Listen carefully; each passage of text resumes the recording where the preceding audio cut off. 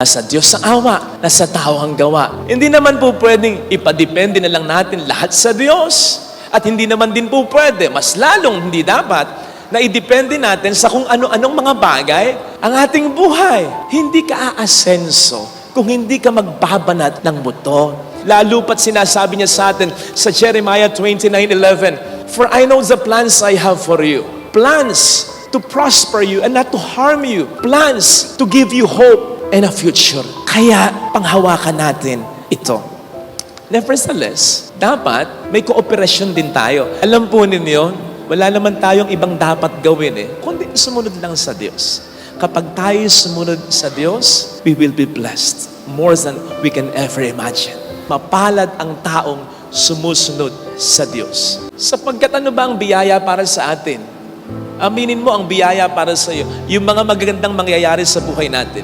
Pero papaano yung mga magiging problema natin? Papaano yung mga magiging pagsubok natin? So ang sinasabi ko, yes, mga biyaya, yung mga magagandang nangyayari at mangyayari sa buhay natin. Pero kung gusto nating mga paldo-paldong biyaya, yung mga suliranin na mararanasan natin, huwag natin sasayangin. Sapagkat yan ang mas makapagpapatatag sa atin, mas makapagpapamature sa atin, mas makapagpapawise sa atin, mas makapagpapalapit sa atin sa Diyos. Isipin po ninyo, hindi naman tayo napapag-mature ng mga magagandang pangyayari. Hindi naman tayo napapatatag ng mga magagandang pangyayari. Ikaw ay ikaw ngayon dahil taga ka na, dahil subok ka na sa mga pagsubok mo sa kahapon, sa tulong ng Panginoon. So yung paldo-paldong biyayang sinasabi ko, yung walang tapon, hindi lang yung mga magaganda, pati na yung ipagdarasal natin na wag sanang mangyari.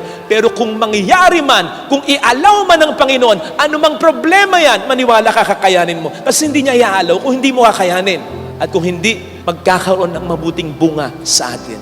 So kung gusto nating paldo-paldo blessing, hindi lang mga magaganda, kundi yung kahit na mga pangit, pero paggagandahin niya sa biyaya at awa niya, sumunod tayo sa Kanya. Ito yung sinasabi ng Romans 8:28. All things, hindi lang yung mga magaganda, pati yung not so beautiful things work together for the good of those who love Him. Ito ay pangako, hindi para sa lahat, for the good of those who love Him. Para lamang sa mga nagmamahal sa Kanya. Ano ang sabi ng Panginoon? If you love me, you will obey me. So you see, kung tayo susunod sa Diyos, magmamahal sa Diyos, magiging biyaya kahit problema, kahit unos sa tulong ng Diyos. Yun ang paldo-paldong biyaya ang hangadin natin. Walang swerte, walang malas, pero walang tapon.